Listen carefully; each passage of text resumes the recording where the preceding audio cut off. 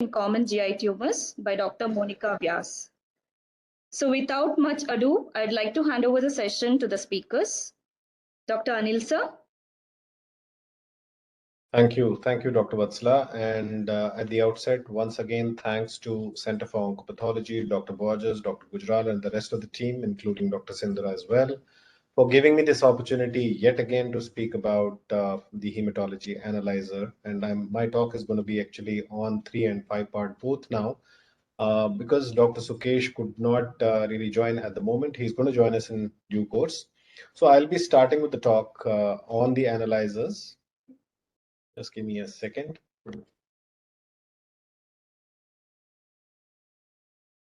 All right, and I hope my presentation is now visible. Yes, sir, it's visible. All right, thank you. So I'm sure everybody must be thinking as to why am I showing you this picture? You know, the picture where I'm showing a man lighting the fire with the help of two stones and then boiling the water on a thing with a fire. And then finally, I have a gas stove here. So this is how cooking has evolved, right? So likewise, we have also have evolved in terms of transportation, right from the bullock carts up to the aeroplanes. And in the money part of it, we have now moved on to the digital money and digital transactions.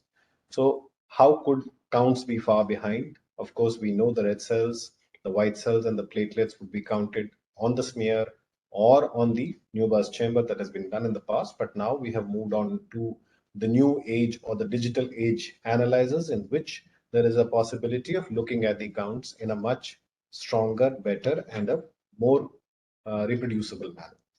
So with that background, what I'm going to do in this session today, I'm going to give you a little bit of a history about hematology analyzers. I'll talk about principles of automation, wherein the concepts of 3-part and 5-part come in. Of course, there is a concept nowadays where they talk about 6-part and 7-part and stuff like that. We'll not get into details of that. We'll talk about how initial setup of the analyzers are done, how calibration and quality control. Of course, I'll not get into details of that because we have already discussed that in my previous talk.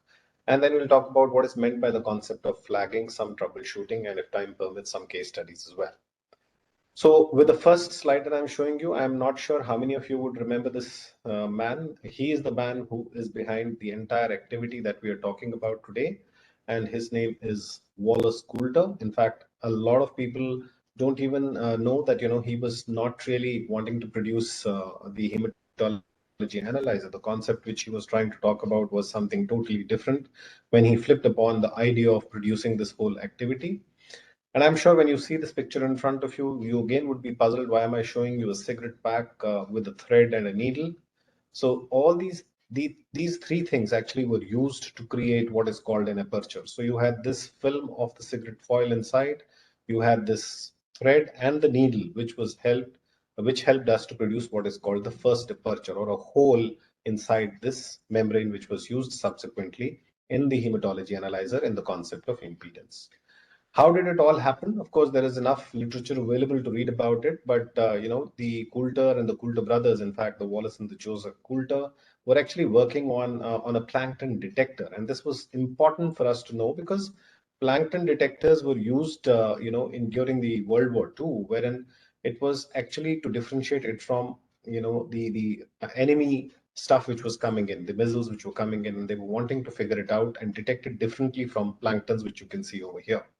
So from a typical plankton detector, when the war finished, they didn't know what to do with it. They decided, okay, we will now test for the quality of paint.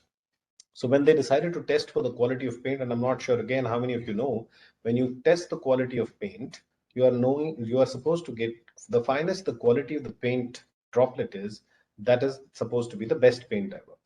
So therefore, the plankton detector was eventually used to identify paint. And how did they start the whole activity? First, it was used for detecting using blood as a surrogate for paint. And that's how the whole activity about blood cell analyzer came about. So this was Wallace Coulter's plankton detector, which eventually took a big shape into the concept of hematology analyzer.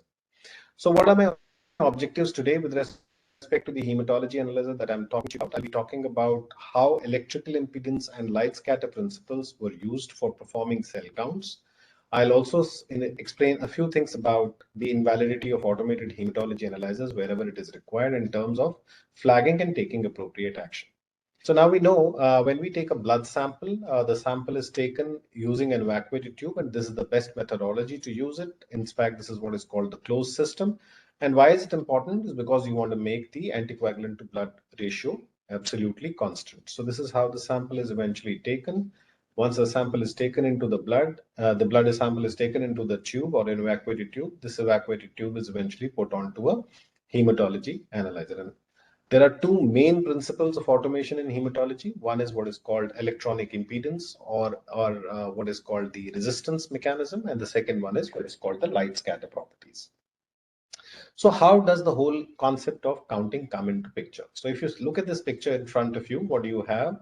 You have a chamber over here, which has gotten a solution into it, which is a good conductor of electricity. You also have, the electrodes, the positive and the negative electrodes. And then you have this small little chamber within it, which has got this small little hole here or an aperture through which the cells are expected to pass.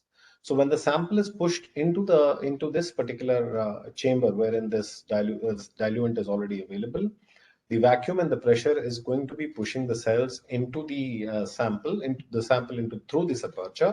And once it passes through the aperture, it causes an obstruction in the current which is flowing there. So the concept is that there is what is called impedance or blockage of the current flowing into the from positive to the negative electrode.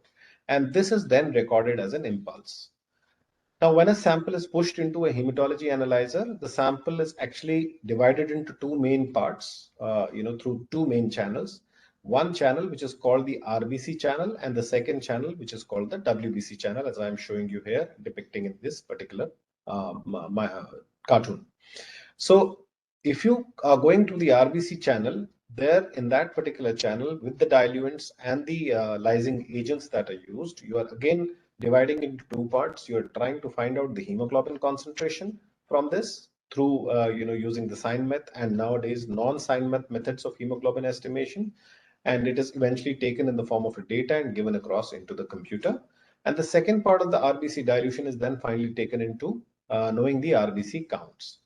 Nowadays, this particular channel is subsequently put into the retic channel as well. So you're getting the reticulocyte related parameters through this channel. And if you look at the other channel here, this is the WBC channel, which eventually is also used to go through the impedance part of it only in the usual analyzers, which are called so-called three-part analyzers. And in that, you are differentiating cells based on the cell size. I'll come to that a little later as well. Now, when I said impedance, we talk about resistance to the electricity, which is being given across by these cells, because cells are supposed to be poor conductors of electricity. So when the red blood cells, the platelets, and the white cells pass through the aperture, they are made to flow in a single cell line by using what is called the hydrodynamic focusing. And when we say hydrodynamic focusing, the concept is that you are using a liquid to force the other liquid fall in a single straight line. Now, these are the red cells, the green ones are the cells, and as you can notice, as the cell passes through this aperture over here, there is an impulse which is created, and this impulse will give you the concept of what is called the pulse. And all these pulses eventually are actually collated together, and once these pulses are collated together, they give you the information onto the analyzer. I did talk about hydrodynamic focusing just a while back. Just remember, I don't know how many of you would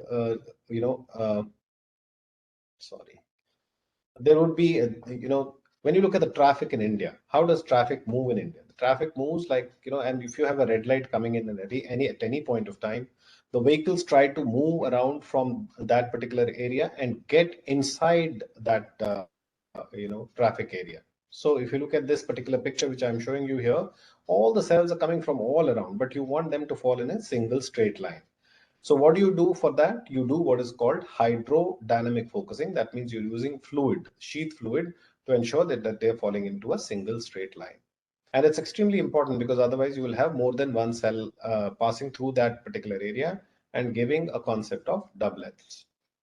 Now coming to the next part of it, which is the light scatter property. You can use light scatter properties, throw it onto the cells, which is used in a typical flow cytometer also. And depending upon the light which is scattered from there, you can get to know the complexity of the cell also. Not only the size of the cell, but as well as the complexity. So there is a concept of diffraction and refraction which is used.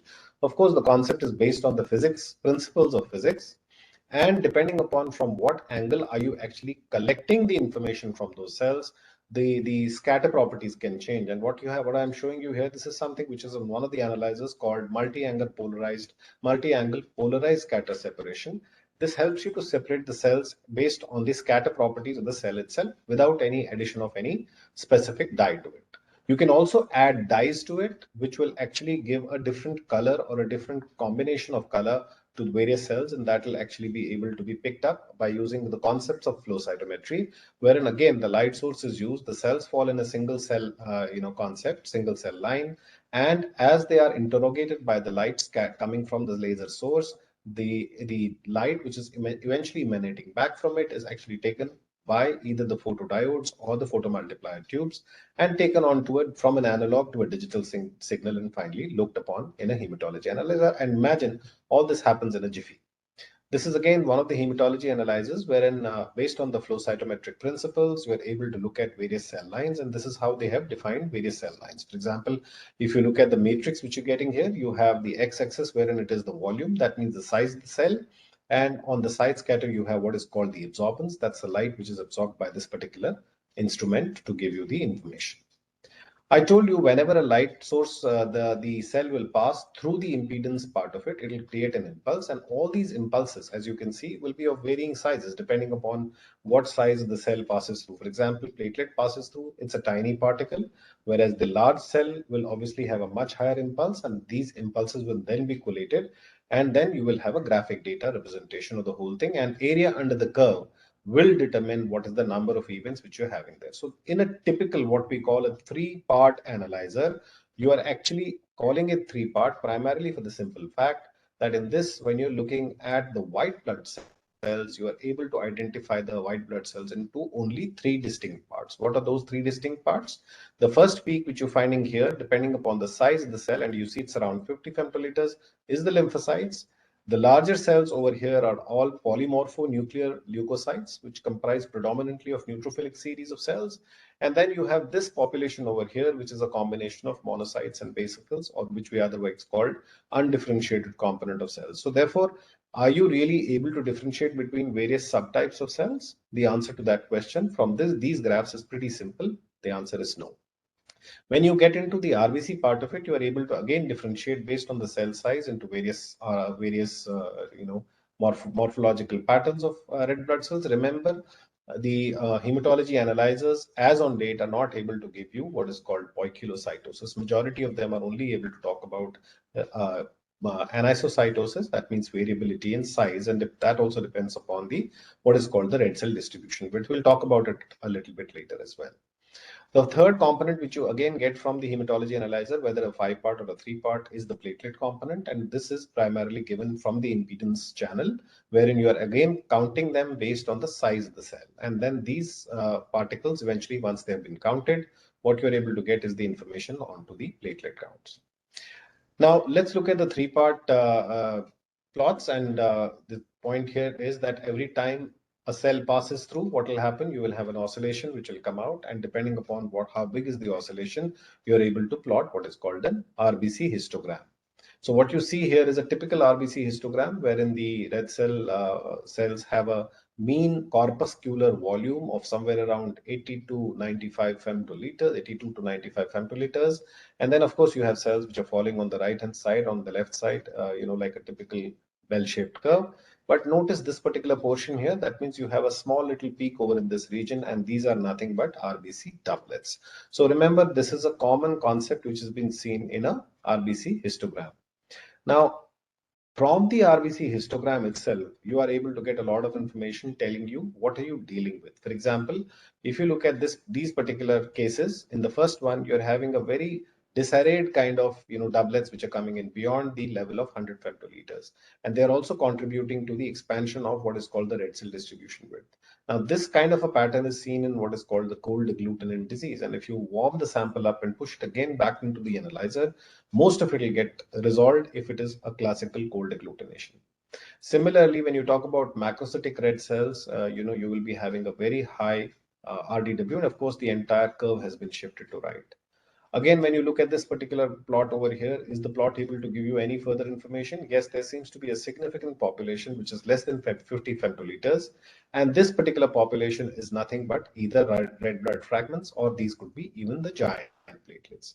And finally, if you see these double peaks like this, there is a possibility of a dimorphic red cell population, or a patient could have been post-transfusion. This also happens in conditions wherein patient has been treated for the anemia, and I usually iron deficiency anemia. Coming to platelet histograms, the platelet histogram from conventional Coulter analyzers have been the counts are done in triplicate. You have 3 times the counts is done, and finally you get what is called a fitting curve. And this platelet fitting curve concept has been a concept of, in fact, a patented thing for the Coulter analyzer. Again, in the fitting curve, you are able to pick up those platelets which are larger, you're not able to pick up those in the information when the platelets are large or are extremely small. So in such circumstances, optical platelet count, which is based on fluorescence counting, as I'll mention later, is something which people talk about. Now, when you talk about platelet sizing, again, the concept is the same. You are sizing it primarily based on the cell size. So if you look at the cell size here, the cells which are smaller in size will be counted as platelets. Cells which are larger than platelets will be counted as red cells. And of course, many a times you can have, platelet clumps or the giant platelets, which can actually interfere in your WBC compartment as well. All right, so these are the platelet histograms which have come from different analyzers, just to show you that you can have giant platelets falling in this particular area, and of course the small platelets which will fall much earlier within 2 to 10 femtoliters. Coming to the WBCs, again the same concept. On a impedance channel, you will have the oscillations which will be produced once the cell passes through the apertures which are there. And as I told you previously, you have this typical histogram which comes from the WBC channel, where you have the smallest cells, which are your lymphocytes, and then you have the granulocytes falling on the right hand side, and finally in between this population, the granulocytes or the neutrophils and the lymphocytes, you have these undifferentiated population of cells, or mixed population of cells, what's called in a 3-part analyzer. You have these eosinophils, monos, and basos overlapping with each other. So therefore, when you look at these kind of analyzer data, which is coming from these instruments, it's very obvious the data is not getting segregated into at least those 5 conventional white blood cells which we are used to. Now, are WBC histograms, informative? Are they able to give us information like in a typical 3-part analyzer? Well, the answer to that is yes. For example, if you look at the first WBC histogram over here and you see the peaking which you're seeing here, there is a significant shift to the left. And this is telling you that, there would be probably myelocytes and metamyelocytes present there. In this particular histogram, you're not able to see anything beyond lymphocytes. That this itself is telling you dealing with lymphocytosis. And when you read the WBC histogram here, wherein there is a widening of the so-called white cell distribution width or the lymphocyte distribution width, you're dealing with something like variant limbs, which are seen in a classical case of infectious mononucleosis. Of course, shift to right, significant shift to right, eosinophilia, and of course the presence of blasts sometimes, wherein the mixed cells become most prominent, is what is seen from the WBC histogram. So WBC histogram gives you a lot of information which is extremely useful, and many a times even this information can get voted out in the so-called 5-part differential analyzer. So the question is, when we have all this information coming in from WBC histograms, from the white cell, from the other data which was coming from the impedance channel, why are we interested in further knowing what is happening to a person? So there was the concept from Coulter analyzer, which was based on what is called the volume, conductivity, and scatter. Of course, radio frequency waves were used to know as to the cell populations, how they, are looked at in terms of the size, in terms of their conductivity and scatter. And then once that was being done, these cells were being then differentiated into distinct subtypes. For example, these cells falling here with respect to the side scatter and the volume and the light scatter. This is the volume on the x-axis, on the y-axis, and the light scatter on the y-axis, which is depicted in this particular diagram here. What you're able to see that the lymphocytes have the most least complex cell architecture, and therefore the complexity itself tells you that the fluorescence or the light scatter, differential light scatter, will be minimal, whereas on the y-axis you're able to see that the size is also low. And then you have relatively larger cells, which includes the monocytes, the neutrophils, and the eosinophils. And as you see, the scatter properties will vary, the monocytes having the lowest scatter and neutrophils and eosinophils having the highest possible scatter in this particular plot. This is another one from another hematology analyzer, wherein a dye, which is the myeloperoxidase dye, is used. This is in one of the analyzers, which is called Adria. And in this, what you're using is peroxidase stain to stain your white blood cells. And as we would understand and know that the cells which are having the highest number of granules, which is neutrophils and eosinophils, should be having the maximum peroxidase activity. And that's what you're able to see in these plots. And of course, the monocytes and the basophils will have monocytes will have the lowest, and there will be something called large unstained cells, and therefore you're able to give a full differential of these kind of patient samples. Again, all this is possible to be used only after you have taken the concept of uh, 5-part and 6-part differential and 7-part differential. So the concept of 5-part of the 5-part differential came into picture primarily because, as we say, ye dil mange more, we are looking at desires of catering to the higher workloads. We are also looking at having all the differentials done appropriately and reduction of the slides which are coming onto uh, our table. So let's look at the 5-part differential counting today. When we look at the 5-part differential counting today, what we see is we are able to get the lymphocytes, the monocytes, the neutrophils, and the eosinophils using fluorescence and side scatter parameters on a hematology analyzer. This is one of the hematology analyzers where it is used. What you can see, you can also rotate this graphic data and figure out whether the cells are falling in the right places. Of course, every instrument will have its own mechanism of identifying these cells and defining these cell populations. So this is one of the analyzers which I'm showing you. They also have what is called the basophil channel as well as the nucleated red blood cell channel, wherein you're able to identify the nucleated red cells and basophils separately. And I mentioned in my first few slides that through the RBC channel itself, you are actually adding a dye like thiazole orange, etc., depending upon the analyzer that you're using.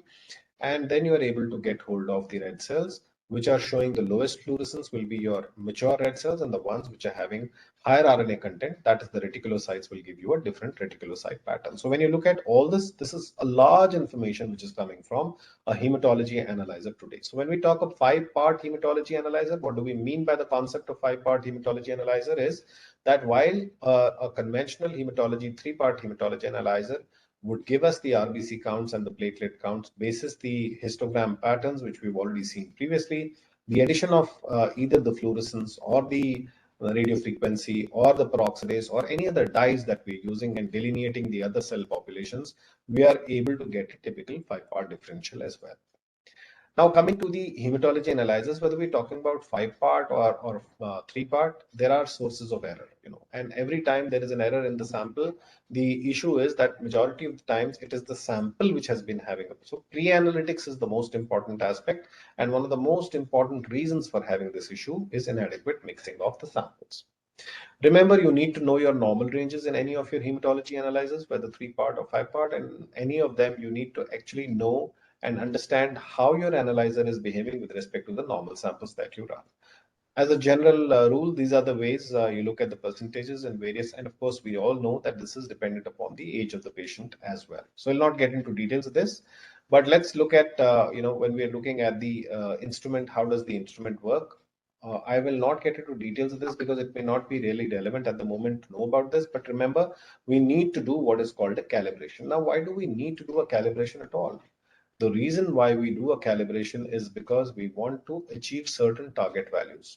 So if we look at hematology analysis of today, whether we talk about the 3-part or the 5-part analyzer, there is only one parameter which has got an international standardized calibrator, or what we refer to as international standard. And the parameter for which this is possible would be a hemoglobin. Other than that, all you have available as a methodology to calibrate your instrument or validate your instrument is what is called the reference method. And fortunately for us, all this is handled by the companies when they give us the instrument to us. So when you look at a calibration of a hematology analyzer, the only standard, just remember, the only standard that you have available for it is for hemoglobin, and for the platelets, you have the reference methodology of flow cytometry today.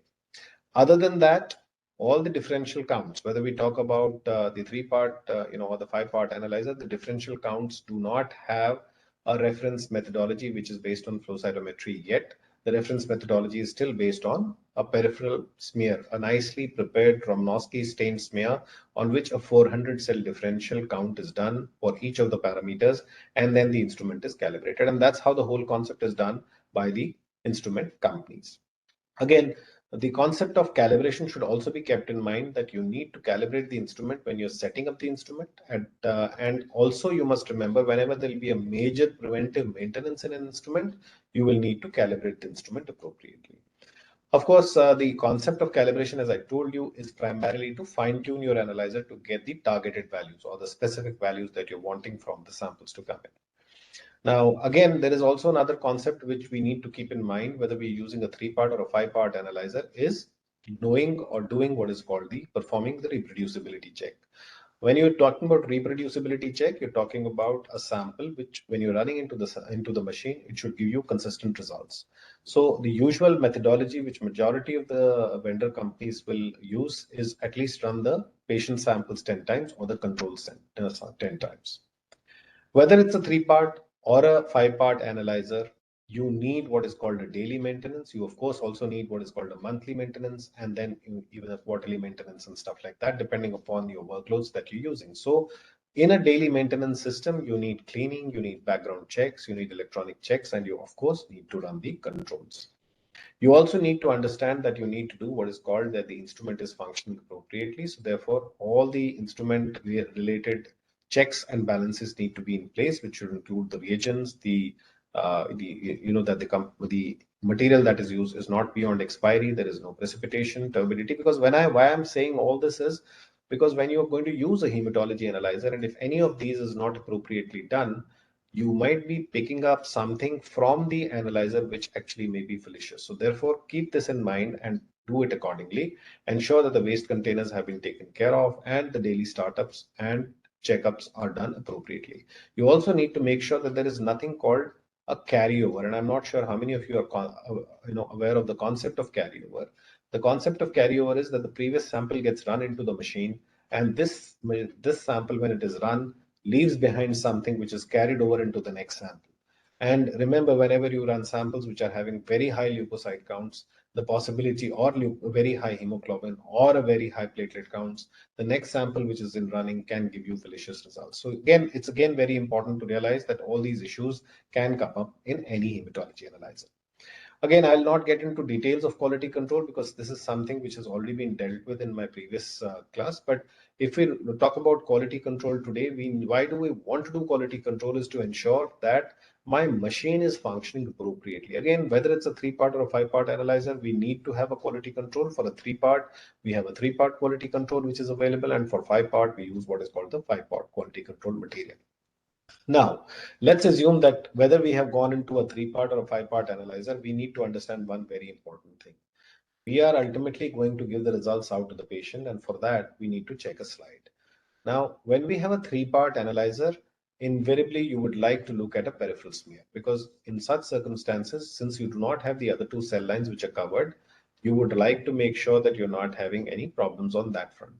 So therefore, checking a slide is usually a phenomena which is done in almost all the samples of hematology analyzer, three-part hematology analyzers. However, the moment you get onto a five-part hematology analyzer, there is a possibility of obviating the need for reviewing all the smears. Because again, the analyzer, as I told you previously, ye dil mange more, we are actually looking at five-part hematology analyzer to ensure that we are getting data which is actually obviating the need for us to look at the peripheral smear.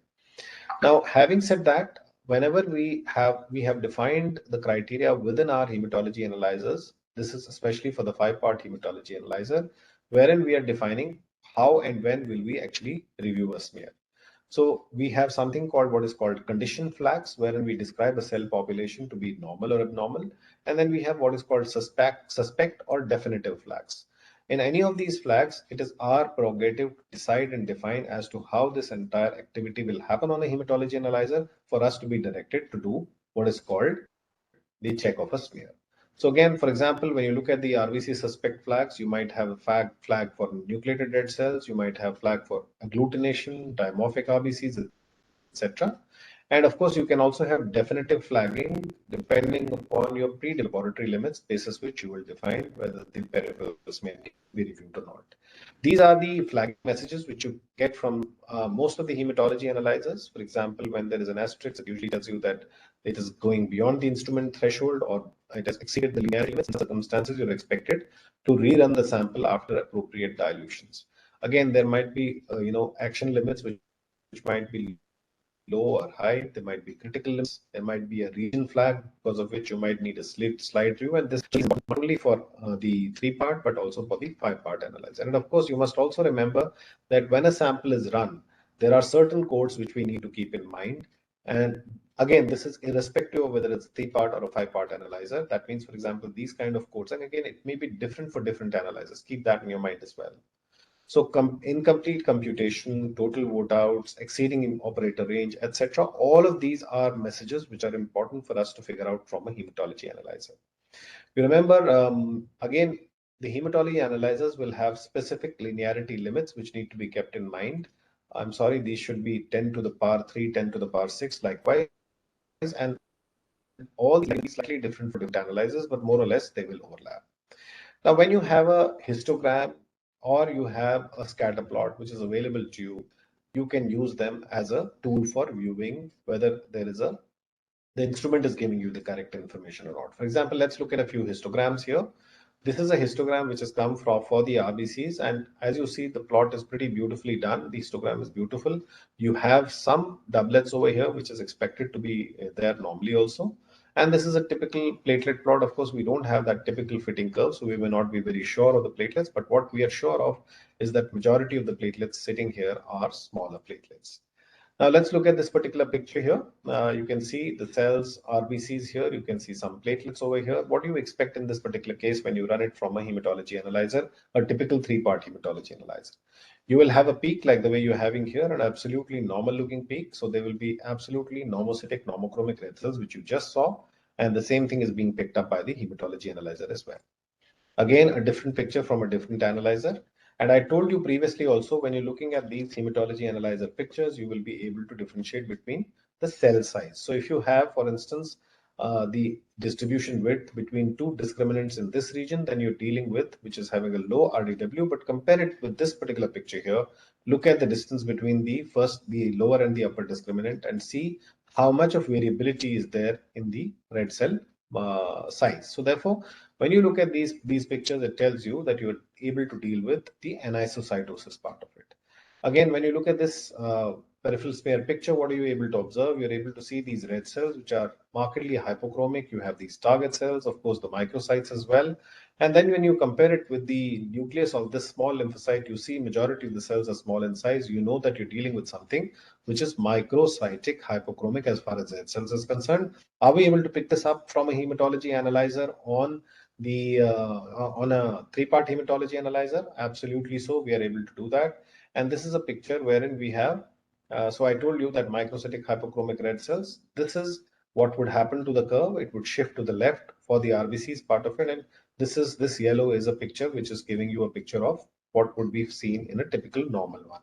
So you know that the left shift has happened. And this again is a data which is coming from a typical three-part hematology analyzer. Now look at a picture once again. You have this nucleus of the lymphocyte, and look at these larger cells over. Of course, you think you will be dealing with which are macrocytes.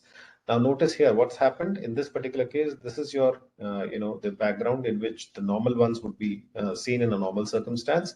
The purple one indicates, this curve indicates that you're dealing with something which is macrocytic. What I would like you to observe here is, in a normal circumstance, look at the amplitude. That means the amplitude and the area under the curve here is higher. But look at this, the RBC manufacturing itself is reduced when you have vitamin B12 or folate deficiency. You have what is called ineffective hematopoiesis. And therefore, the peak of the curve also goes down significantly. So are you able to get a lot of information from the hematology analyzer when you're using a data which is coming from a three-part one? Yes, you are able to do that. And this is typically similar whether you're doing it on a five-part or a three-part analyzer, because both of them use the same stuff with respect to the hematology analyzer.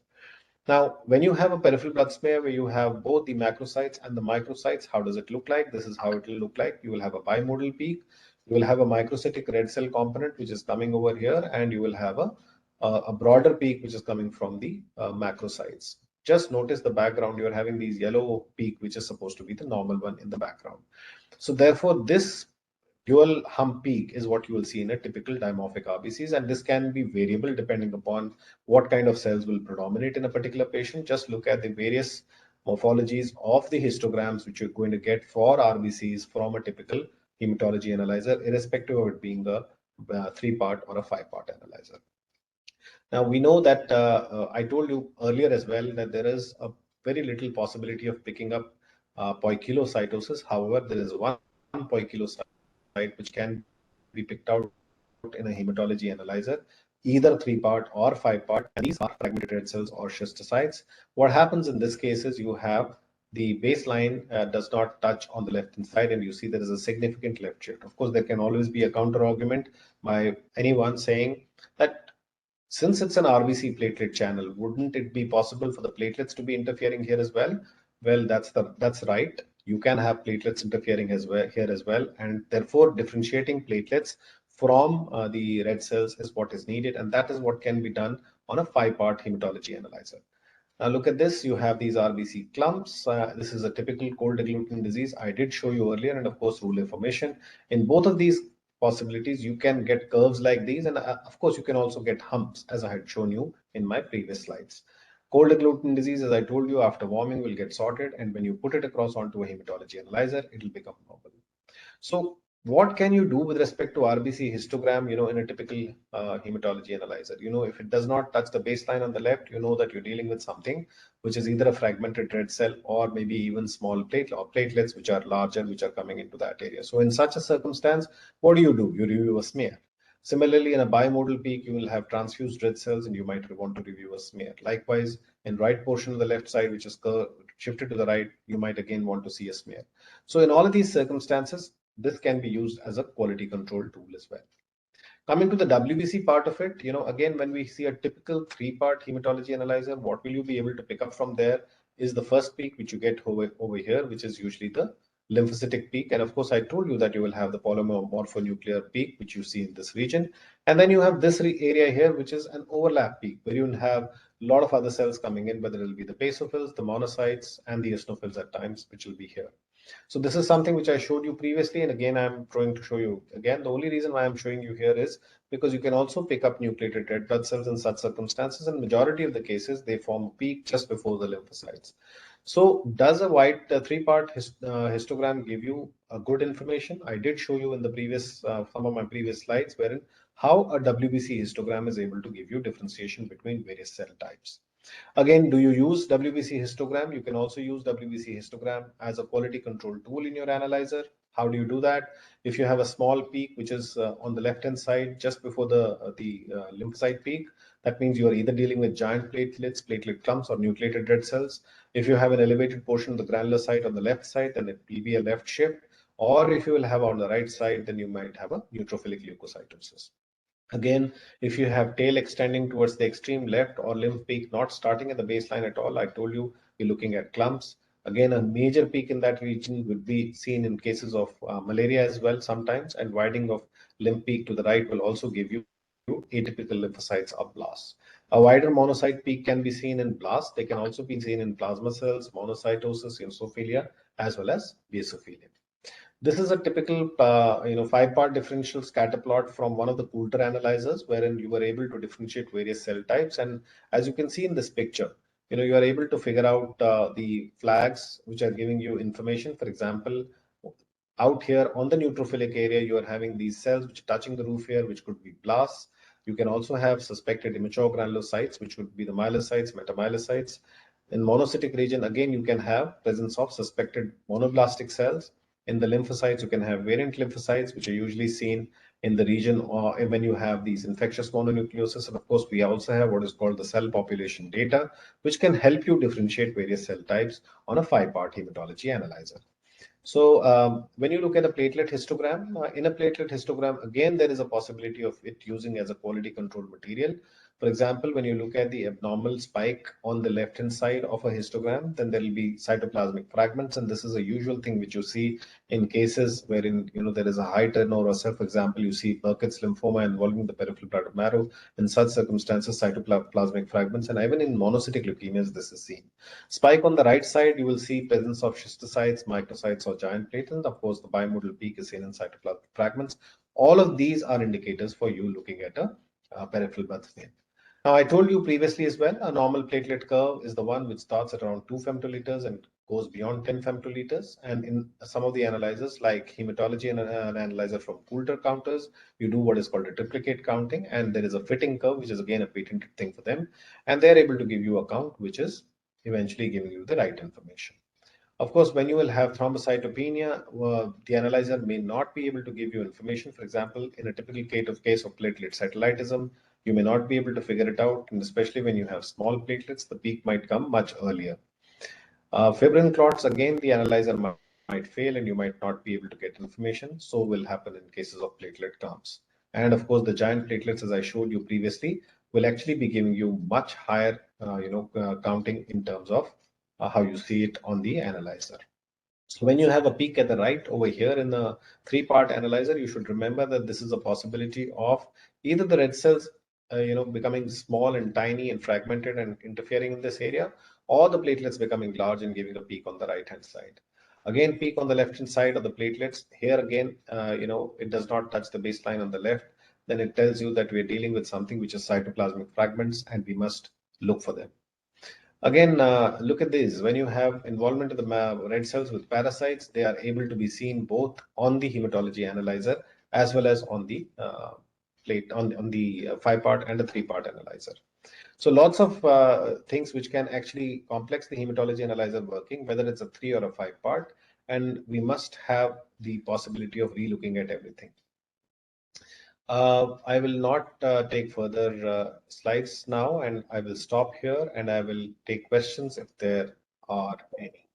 Thank you very, very much for your kind attention. Dr. Kunal, over to you.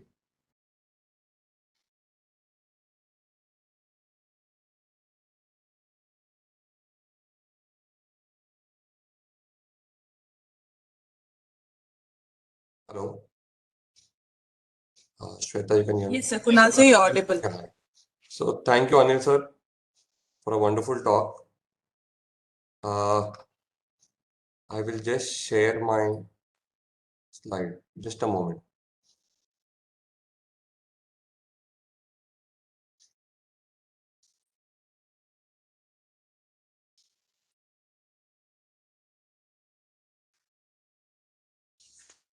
Shweta, you can see the slide? Yes, yes, we can. You can Great. go. It's a PDF, so I'm going to Right, go right. in this way. So basically, Anil sir has beautifully highlighted the different components of how 3-part and 5-part counters work. And often when I have discussed this,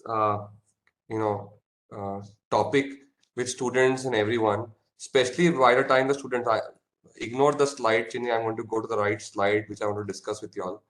Often when students discuss with us, they always say, or pathologists always say the 5-part counter is more expensive than the 3-part counter. It is not a great counter to have. We cannot afford a 5-part counter.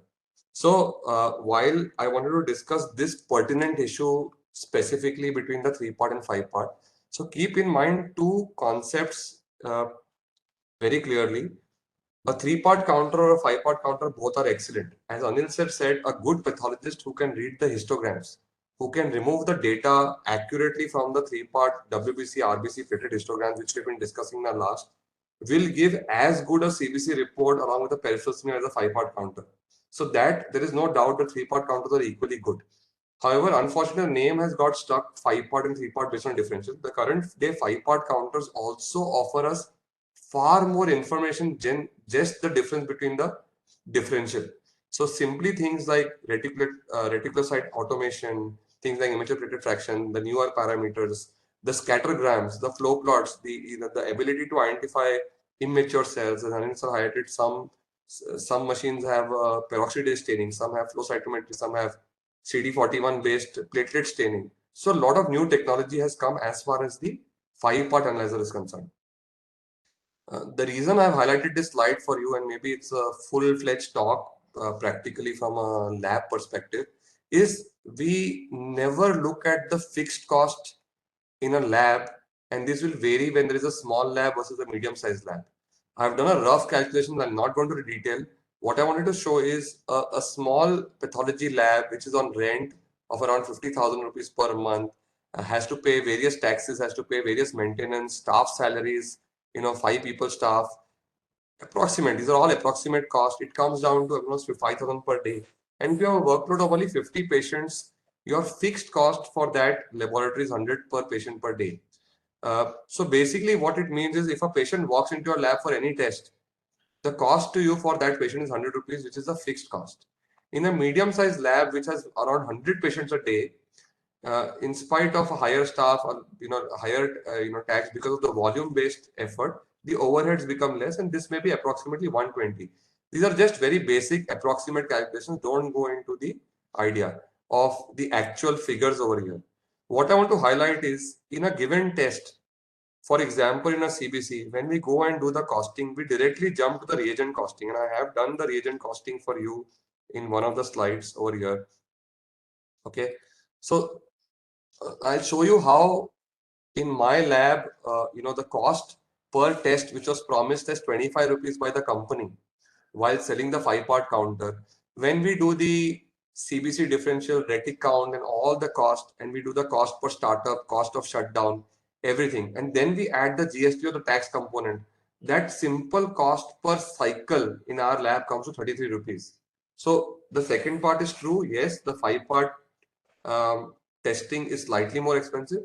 Don't get fooled by the analyzer saying by the company selling to you that the difference is only 7 or 8 rupees. You use for 18-20 rupees on a 3-part, and mine 5-part is 25-27. Do a cost per cycle calculation, which is around approximately, for example, in this case, 33 rupees. Do not forget to add cleaning cost. Do not forget to add, control and calibration cost. So what we did is when we did CBC costing, a very realistic costing, in our lab, it came to us around 51 rupees with control calibration based on a 5-part analyzer. Now, this is the slide I wanted to show you finally, that in the cost per patient slide, the fixed cost is 100 rupees. Okay. Your direct reagent cost after taking controls, good quality controls, using it as per the amount of time which is recommended by the company of 24 to 30 days because they have a time limit, an expiry limit, using it proper calibration on a 6 monthly basis, and using all good reagents. A 5-part may as go as high as 51 rupees. A 3-part, after adding all costs, practically will go to around 30-35 rupees. The difference will be around 50 to 20 rupees. What we forget is to pay ourselves. As sir said, in a 3-part, you have to see a slide and you'll end up seeing a lot of slides. And, pathologists often comment that, I have only 40 CBCs a day, 30 CBCs a day. What will I do? It's utilization of your time. And if you don't even pay yourself 25 rupees, which is less than the difference between 3-part and 5-part counter, you are miscalculating the cost. Often the focus should be on the fixed cost. While choosing between a 3-part and a 5-part analyzer, and we forget that the focus should be on the doctor's time and the input which will be required. And if that gets reduced, where can you use that extra time on a day-to-day? And the focus should not restrict yourself to that a 5-part analyzer gives me 5-part differential and I have to see a slide on 3-part. There is far more available. So while 3-part counters are excellent, while they do a great job, one needs to learn the costing. This is just an example between 3 and 5-part, and not say I won't move to a 5-part because of the difference in cost. And look at your time inputs when you take this call. So this was just bringing a different perspective to the debate on 3-part and 5-part counters. This is not technical, something really practical. And that's it from me as far as this session is concerned. And I think we'll be happy to take questions as we go ahead.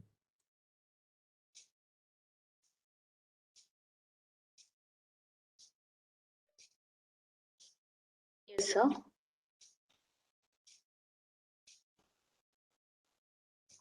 So, I can actually see a few things in terms of questions which I can see. Yeah. So, do you want me to take the question directly, or would you be reading out the question? I'll read it to you, sir. Okay, fine. How No problem. parasites are detected in hematology analyzers? Very nice question. So, when you look at parasites, parasite per se is present inside the RBC, and what we are talking about is the parasite which is present inside the RBC. Now, this is primarily dependent upon the way the instrument functions. Please understand, when we are trying to assess the hemoglobin or assess the white cells, we are only wanting to assess the white cell, or we are wanting to assess hemoglobin. How do we do that? We'll have to lyse the red blood cells. So the concept is using a lysing reagent, but the lysing reagent cannot be so strong that it will kill all the cells. So therefore, the concentration of lyse is in such a way that it's supposed to kill the red cells, but at the same time spare the cells which we are wanting to keep intact. Now, when we keep this permutation combination in a picture, what happens is, most of the times when we have these parasitized red cells, they are resistant to the lysis that we use. So lysing agents that we're using are not able to lyse these red cells. Now, when the lyse resistant red cells will remain in the analyzer, they will actually move into the white cell compartment and start showing up in the white cells. So the red cells, by virtue of the numbers itself, are too many, and therefore the unlysed red cells, or the cells which are parasitized because they become resistant to lysis, start showing up in the white cell scatter plots. They are also shown in the white cell histogram plots because you were supposed to kill, lyse them. They didn't get lysed. And the concept is, basis that you are able to pick these parasitized red cells as a flag, which companies have now started validating. In fact, a lot of them have been able to give us certain information on the parasites, claiming almost 100% sensitivity. For example, if you look at Coulter hematology analyzer, there are four things which they look at parallelly in the form of an algorithm, wherein there is debris, there is monocytosis, there is lymphocytic prominence, as well as the presence of a peak just before the white blood cell peak. So all of these are nothing but parasitized, lyse-resistant parasitized red cells, which are picked up in these scatter plots. I hope that answers this question. Thank you, sir. The next question is from Avinash. Monocyte is bigger than neutrophils, then why it is left to neutrophils in three-part analyzer? Okay, so the concept of white cell analysis is, how native are you trying to keep the cell? So whenever a cell is going to be analyzed in any analyzer for that matter, it goes through a certain set of chemicals, which are nothing but either lysing agents or soaps, as well as some isotonic fluids. As this entire thing is happening, there is some degree of stripping of the cytoplasm of these cells, and eventually it is usually the nucleus part of which still remains intact, and a part of the cytoplasm which remains there. And therefore, by virtue of the altered morphology which has now come out into the three-part analyzer, or even some of the five-part analyzers, you are able to not really see the size of the cell, which otherwise on a smear you would have seen as a larger cell. But for all practical purposes, volume-wise, on a hematology analyzer, the cell which is the largest is a neutrophil. Okay, sir. The next question. What is LCH and LCR in platelet parameter in 6800 BC analyzer? What is its importance?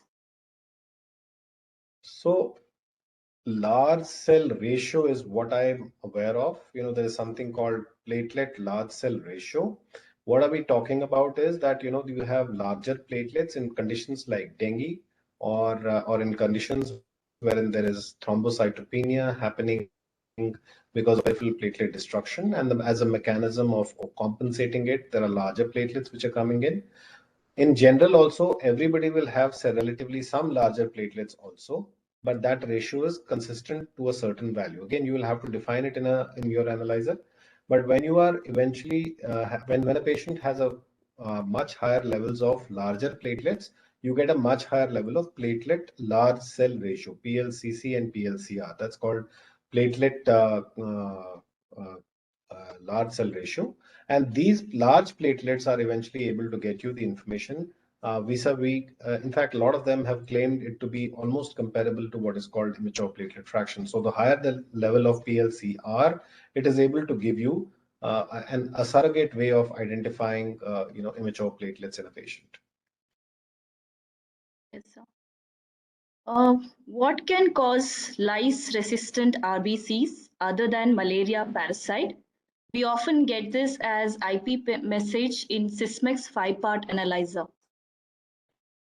So remember, anything which is going to cause the red cell membrane to be relatively less, so if I may call it, digestible by the lysing agents. For example, neonatal period, you have a much more higher content of lipid on the membranes. Similarly, when you have target cells, you have a larger membrane there to be kind of digested.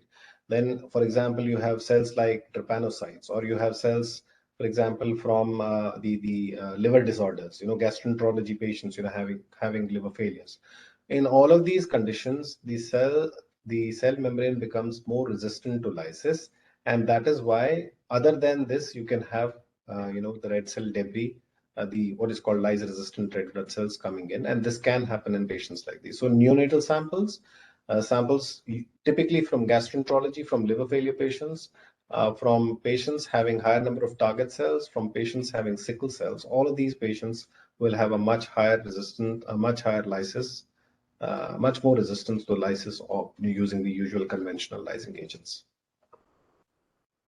What is background counts? Okay, so I did mention a little bit about this when we were talking about running the samples or the carryover of the sample.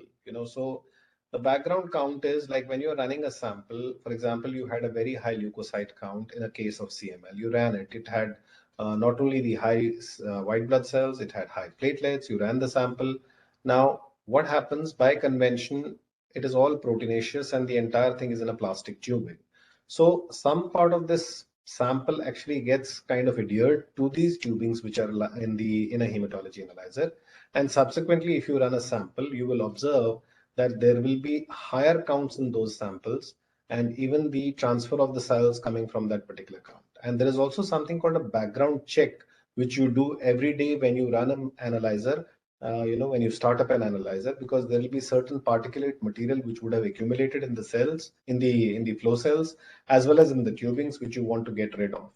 So that's why when you do what is called a startup cycle, which include a washing cycle in between, and that will ensure that all this is taken care of, and eventually you are able to ensure that the background is pretty clear. So a startup cycle in the morning is meant for, in that there is also meant that is also meant for background clearance or background check.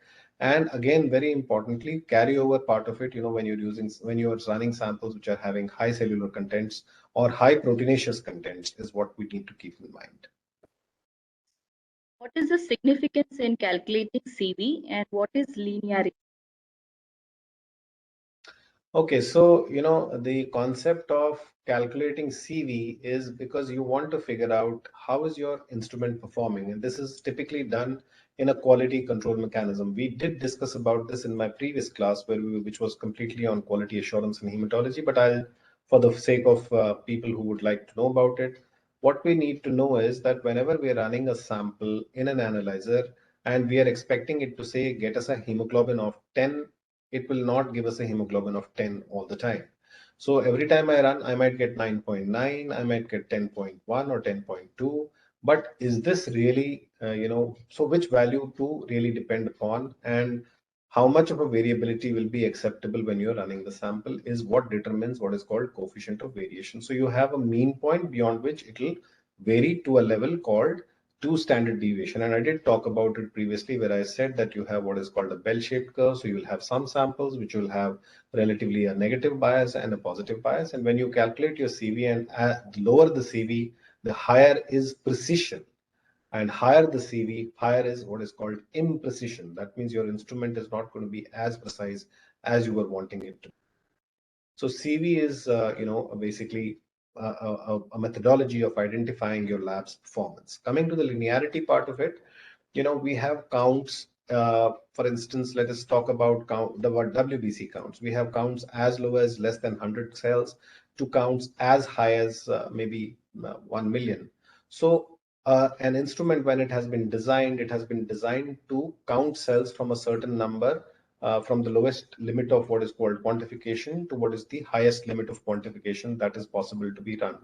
Now, when you are running them, you are expected to get that in a typical linear fashion. That means as you dilute the sample, you are able to make sure that the sample of a higher concentration sample, you are able to get values which are falling in a single straight line. Of course, in biological samples, to get an absolute straight line is practically next to impossible. However, as close to the line is possible, and that's what most people attempt for. So, like for instance, when you talk about hematology analyzer, say for instance, a Coulter counter, the claimed linearity is say up to 4 lakh for WBC count. So why do you need to know this is because when you have a sample which is giving you say 4.5 million, you know that the linearity was only 4. And when you have gotten 4.5, you would want to obviously dilute the sample, 4.5 lakhs, sorry, you would want to dilute the sample and then run the sample. So that's why linearity becomes an important aspect. And as a normal practice, linearity is a methodology, is a part of the calibration process.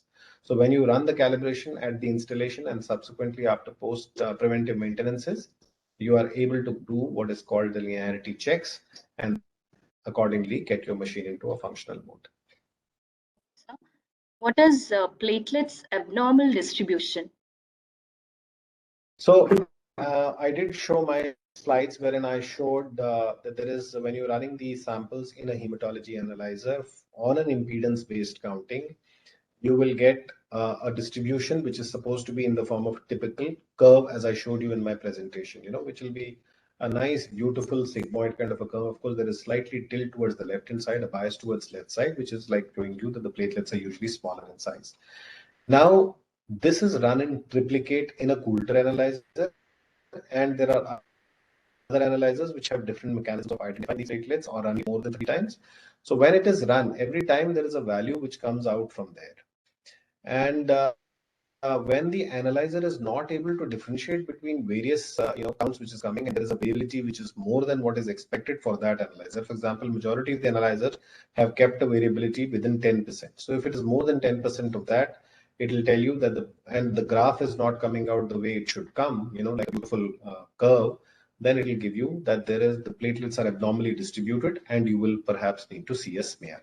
So platelet abnormal distribution means that the machine has not been able to give an appropriate distribution of platelets as was expected from the curve. Okay, sir. What are RBC goes as flagging?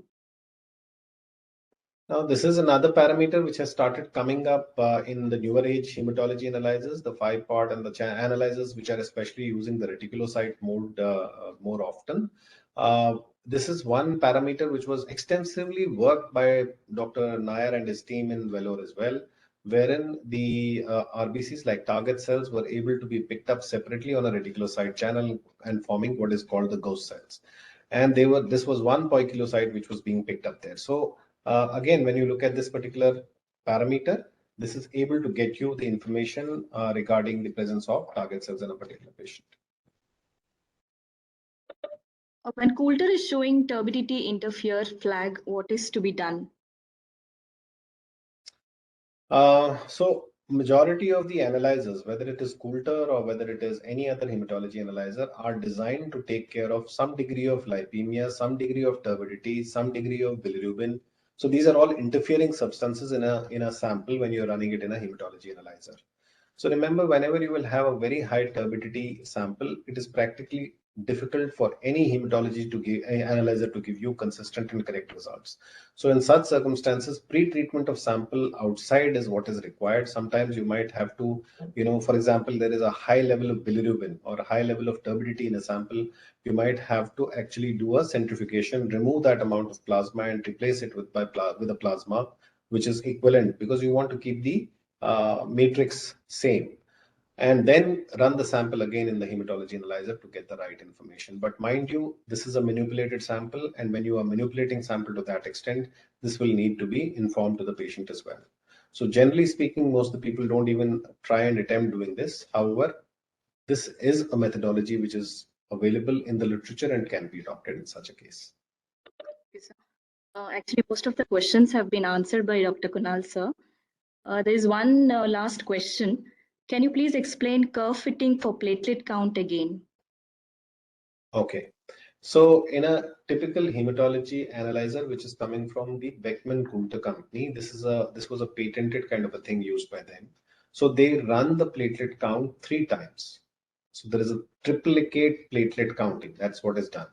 And every time the platelet count is done, it follows a certain curvilinear pattern. So if all the 3 curves are actually, overlapping with each other, it then gives you a concept of a curve which is then overlapping the entire curve. And if there are any aberrancies towards the feathery ends on either side, they are kind of shaved off. And then what you get, the area under the curve of the fitted one, is what is going to give you the platelet count. And what has been done, there is enough literature available on this. And in fact, Kunal and Dr. Tina and team had worked on this in Hinduja also, where they published a very beautiful paper showing very nicely how a triplicate platelet counting with a fitting curve is actually able to give us exact platelet counts, or correct platelet counts, and it is comparable to the platelet counts which is coming from a fluorescence based hematology analyzer. So this is something which is very interesting and beautiful, and more information for this is available freely on the internet. In fact, Kunal and Tina's paper and Dr. Kodaiji's paper, which is available, again, is something which you can refer to get more information. Thank you, sir. Kunal, sir, do you want to add anything?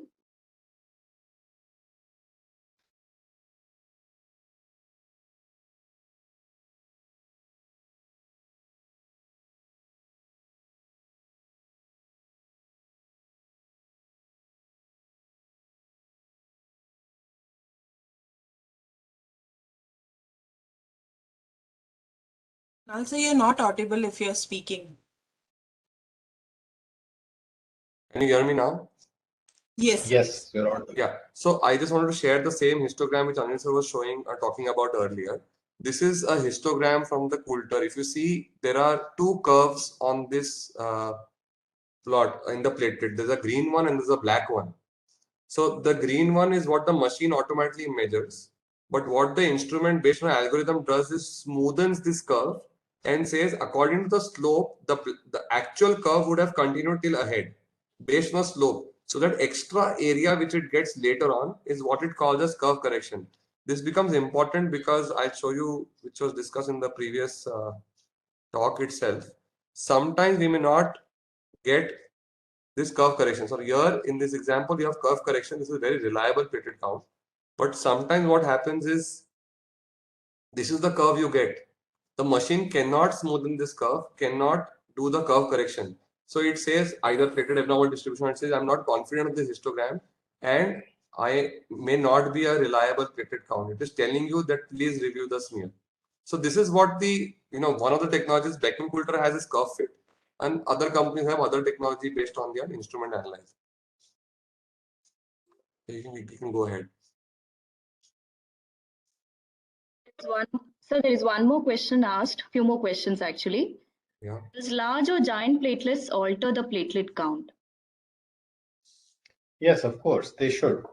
See, logically speaking, when the platelets are too large, and if you look at what Dr. Kunal just showed you, there is something called a fitting curve. And if you don't have a fitting curve, so what will happen is the counts which are coming in from the impedance-based analysis may not be reliable. In fact, majority of the times it would have flagged it out completely. And this is one of the methodologies by which you actually go ahead and release the platelet count or not release the platelet count. In fact, in the new age hematology analyzers today, which are otherwise called the 5-part and the 6-part and the 7-part analyzers, the concept is actually that you will have what is called an optical or a fluorescence based counting parallelly happening in such analyzers.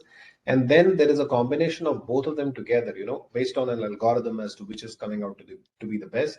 And that gives you the value. Again, I would, in fact, I'm sure Kunal would probably have that slide with him where he did show what is called neighbor's envy and owner's pride. I don't know, Kunal, do you have that with you?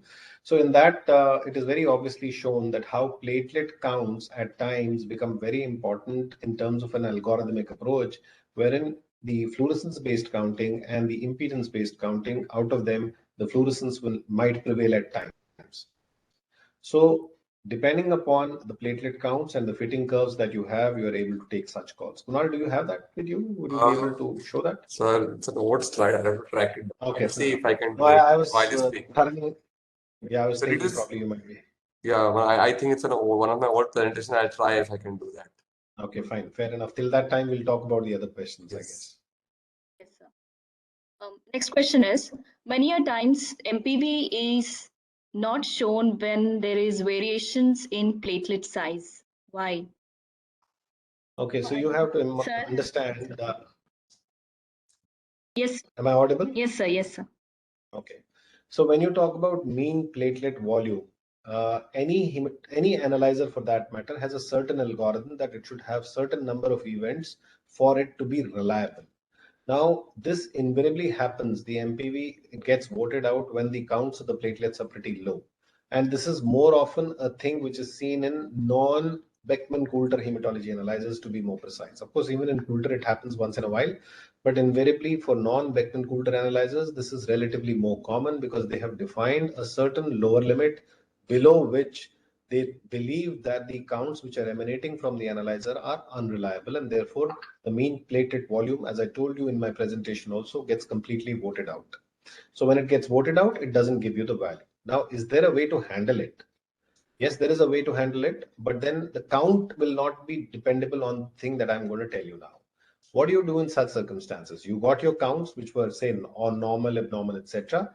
Then you centrifuge the sample and get what is called PRP, platelet-rich plasma. Centrifuge it in such way at a speed which is going to generate platelet-rich plasma. And now you run the platelet-rich plasma on the hematology analyzer, and you will be able to get your MPV. But you will now not be relying on the counts because you've already made it what is called platelet rich. So that's a mechanism by which some of us would want to get in MPV. And I'm not sure how many of us know, but MPV is a very important parameter sometimes for cardiac sciences because they depend a lot on it for their, predicting the outcomes. So that's why this is a mechanism which a lot of us have started adopting for getting the MPV, which is relatively reliable. Okay, sir. The next question is, what is cellular hemoglobin? When to be considered? Siemens instrument gives this value as CHB. Okay, so basically, when you look at these cells, you ultimately, how do you get a hemoglobin? You basically lysing the cells and eventually getting the values out of it. So in a cellular hemoglobin, the concept, what I know of is that there is a what is called the reticulocyte hemoglobin, or the hemoglobin which is present within the reticulocytes. And such hemoglobin is picked up by specifically targeting the reticulocytic cells and measuring the hemoglobin content within them.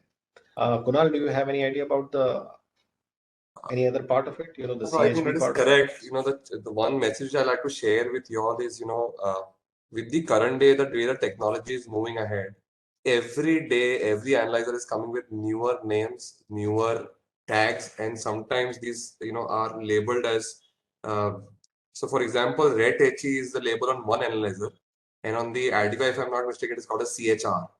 CHR. Okay, Yeah. so they actually have very similar ways of algorithm measurements. Unfortunately, somebody has patented it, so they cannot use the same name. And the best resource to know these analyzers, all the companies, the top brands, have their documented booklet. Whichever instrument you have, whichever analyzer, which will have one case study booklet, one parameter booklet. Unfortunately, we never use that very beautiful resource. Okay. The moment you have an analyzer, ask your company application person to share all the defined, number of beautiful resources which they have, whether it is a case study booklet, whether it is their technical manual, please go through it. And sometimes, we also come across these newer parameters and we are confused. But if you understand the principle, it's easy. Then it varies names from one analyzer to another. That's been my experience. Okay, sir, there's another question. MPO deficiency is also one flag in Siemens. Is it only for lymphoblast or atypical lymphocytes? So MPO deficiency will be possible to be picked up from only that analyzer where MPO is being used as a mechanism of identifying various cells. In Siemens Advia instrument, MPO is being used as a methodology of identifying the cells which are myeloperoxidase positive. So the ones which are not expressing myeloperoxidase will be flagged as large unstained cells, especially if they are blasts. And that's where the concept of non-myeloperoxidase positive or myeloperoxidase negative cells comes up. It's not available in any other analyzer, by the way. And the most unfortunate thing, what is happening now, Advia is actually the Siemens is phasing out Advia. So one very beautiful instrument will actually, go out of use. One of the most beautiful instruments and one of the most reliable hematology analyzers, especially in a hematology oncology setting. Oncology practice extremely useful. Yeah, it's actually going to get phased out. Okay, sir. Is there a relationship between erythrocytosis and slightly reduced MCV? Okay, so when you talk about erythrocytosis and reduced MCV, the usual concept which has been seen is post-therapy in iron deficiency anemia, or you can also see it in thalassemia trait states. Again, I will lead you to attention to some of the articles which are already published. In fact, Kunal and his team had also published where he's given us very beautiful Sagal indexed, and of course we have now my colleague talking about Tina factor and a lot of other people, who are talking about this. But generally speaking, microcytosis, that's MCV low, and at the same time, a high RBC count is either indicative of a thalassemia trait state, or invariably it can be seen post therapy in iron deficiency anemias. We've also seen in conditions like myeloproliferative neoplasms, wherein and including cases like PNH. Of course, there also you can see it in some cases. But all in all, one major one is the thalassemia trait state, and the second one is an iron deficiency anemia post therapy. So, as Sir said, MPN, polycythemia rubra vera, can have a count of 7, 8, 9 million and then can develop a compensatory iron deficiency picture. It is not necessarily anemia, but in a polycythemia patient, for example, if the hemoglobin was to be 19, 20 and you develop microcytosis iron deficiency as a compensatory mechanism, hemoglobin drops to 15, 16. The MCV is low, but the RBC count is erythrocytosis of 7, 8 million. It's extremely rare. As Anil sir said, thal trait is the most common finding. But if you find any of these thalassemia screening formulas positive in a patient where RBC count is above 7 million, please look out for polycythemia vera. I think that's all the questions here, sir. Anything you both want to add, sir? Or So I think a lot of questions, very, very good questions, and has been mentioned. I think what as Kunal has already mentioned in his the two slides which he talked, costing part of it.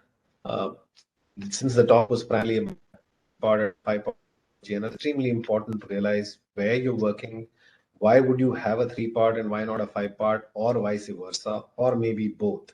So again, the cost implications, the service that you're providing, and what exactly are you really looking for is what defines what analyzer will you be really having. And again, when you're talking about 5-part analyzers, not all 5-part analyzers are the same. They all have 5-part in the sense they're giving you the 5-part differential, but they are not giving you 5-part differential in the same way. So you again need to realize, for example, if I was given a choice in a typical hemato-oncology center, what 5-part differential analyzer would I like to have? I would definitely want to have an ADVIA in that place, because again, it gives me a very quick response in terms of which are MPO positive cells and which are not. Of course, as I told you, it's getting phased out. That's a different story. Similarly, when we are talking about, say an analyzer where I'm wanting a data which is going to be remaining near native state, for example, the cells are not getting lysed, which happens in majority of the other analyzers. It remains like that in the near native state in only two analyzers. For example, the Coulter analyzer, where you get what is called the volume, conductivity, and scatter data. And in fact, out of all the analyzers wherein work has been done on the cell population data, the best work has come out from the VCS parameters of the Coulter analyzer itself. And in fact, the data is so robust that you're able to make diagnoses based on the cell population data. Again, this is another analyzer which, if I would like to have a combination of analyzer, at least a Coulter analyzer along with a fluorescence-based analyzer is what would make the best combination, in terms of the data that is emanating from analyzers. So, and more importantly, now with the digital morphology coming into picture, so if there is a combination of digital morphology along with the 5-part differential analyzer, and of course, as I told you, the possibility of having a myeloperoxidase as well as the cell population data, which is robust coming in from these analyzers, wherein the cells are in near native state, like the one in Coulter as well as an Abbott. So, if I could have a combination of all of them, in one single analyzer, that would be my wish list from an analyzer. But that's like asking having Aishwarya Rai, Madhuri Dixit, and so many other heroines together and saying, "Oh, I want this lady as my girlfriend." So this is something which is my wish list, but then we know that we can't have all of them together. So true. I think Anil sir has summarized it beautifully, and I thank him for his wonderful talk. And I think the questions were quite interactive questions we had, and I think this is the ever learning curve for all of us, including us. We are still learning, so continue your passion in CBC is what I would say, because this is a test which gives you far more information than we actually look out for. So that's it from my side. Thank you so much. Thank you so much, Dr. Anil Handu sir and Dr. Kunal Saigal sir, for a very wonderful lecture, which I'm Thank sure you. most of them have, most of their problems have been easily explained. Thank you so much. And I also thank my co-moderator,